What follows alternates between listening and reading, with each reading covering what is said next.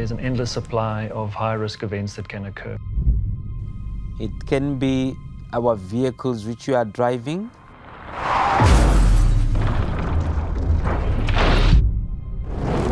Fires, hail, be it lightning. We as humans, we find ourselves on the wrong side of nature, then animals can be a danger.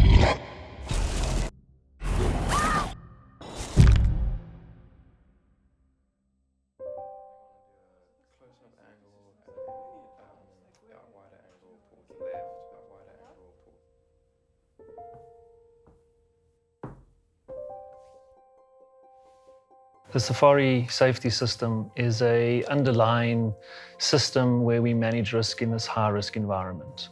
The wildlife tourism industry is high risk, and yet we bring people into it every day, and we want to have this incredible, close, intimate experience. And the Safari safety system helps us manage those risks and lower them every day through a systems approach. As a guide with my history, from where I come from, after we attended the course, we are like born again people. The calmness, the enthusiasm, the core values which have been installed in me, they have made me to be a changed person. It's changed the way myself and my team deal with high pressure, high risk moments in time. The decision making is now a system, not just an event. There's a way to make good decisions. And it's our role to play, to try and spread the word in terms of the future where this industry is going. I've been in the industry for nearly 20 years now. Risk has always been a part of it. And what we've relied on historically is individual brilliance. The system was born out of high-risk environments where, for instance, aviation and maybe the petrochemical industry, where catastrophes have huge consequences, both in terms of human lives and in terms of financial cost. Austin's a really competent guide who has passion and curiosity. Fundamentally, the business model works with people. So we have these staff who carry the business. And the Triple S system gives them skills and gives them the non-technical skills able to function so much better at such a high level and just increases performance. But without a system that protects them, it's not going to work properly. They're still exposed. And the Triple S system gives both parts of the business support, and then in turn, each part supports each other. What the system has given him is a better ability to interact not only with his guests, but with the risk factors that he encounters every day. How I present myself, it can be towards the nature as a whole, or maybe towards humans. So your decision-making becomes critical. Teamwork, leadership skills. Your communication. And you know that there's consequences if you get it wrong. It's not only me, but the company as well will be in danger of being questions as to why did such things happen.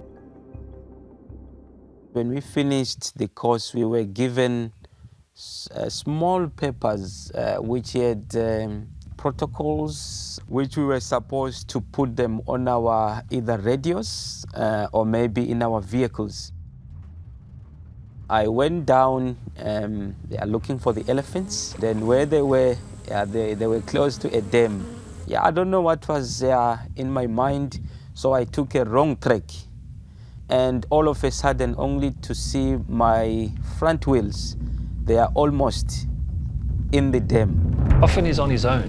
Field guides are frequently stand alone against these elements. They've got these humans that have placed their life in his hands, and he is held accountable for people's lives, ultimately. It's a tough position to be in. So what I did, stopped my vehicle. I had to look at this paper now, which is sticked in front of my vehicle, and I started reading what was there. How much time do we have? The options around. The very first thing, of course, which you have to put in mind, how much time do you have? How much time is left? He'll get as much information as he can with the time available. The real key there is he's been taught that the available time is the all-important critical factor. If you rush things, then you end up messing even more. And if needs be, he'll ask others. Now I started consulting my guests. We are now in this situation. What can we do? I advised everyone who was in my vehicle to get off. I instructed one of the guests to come down and go in front of the vehicle. And the guest here directed me slowly but sure. And then we were out of this situation. Under pressure and stress, people revert back to type, and they revert back to what we call almost a lowest common denominator, or their base behaviors. And what this training has given Austin is a fallback position, where he doesn't have to have a particularly good day.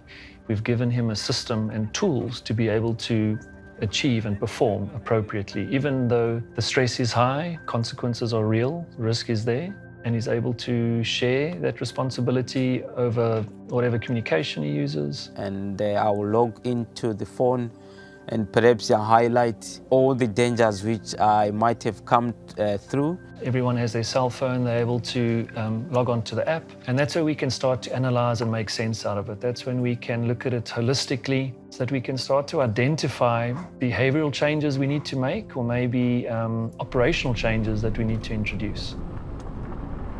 The business benefits from the AAA system due to a direct decrease in incidents and accidents. There's the associated lowered cost of insurance over the long term, and there's been a wonderful increase in the guest experience. Now, the beauty of the system is the skills that the front line acquire through the system are very much evident, but we don't always see them directly. And we use the analogy of wind in the grass.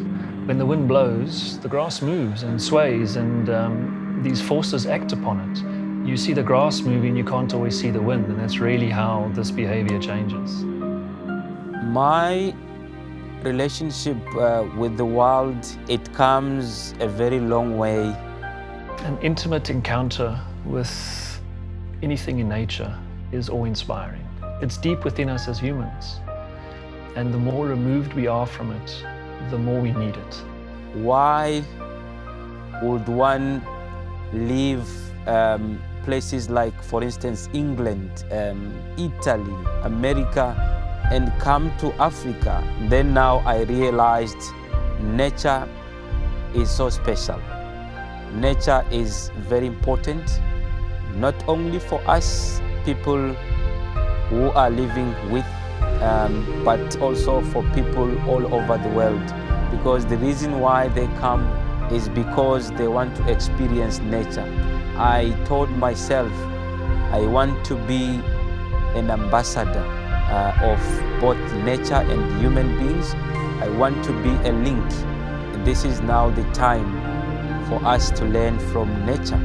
And then people will now realize how important wildlife, nature is to our generation, to our future generation. Because if we sit down and fold these hands and watch all of these diminishing in front of our eyes, we will be left with nothing. Let's allow nature as well to talk to us, in a sense how we can understand more deeply what as humans we have to do to protect the wildlife.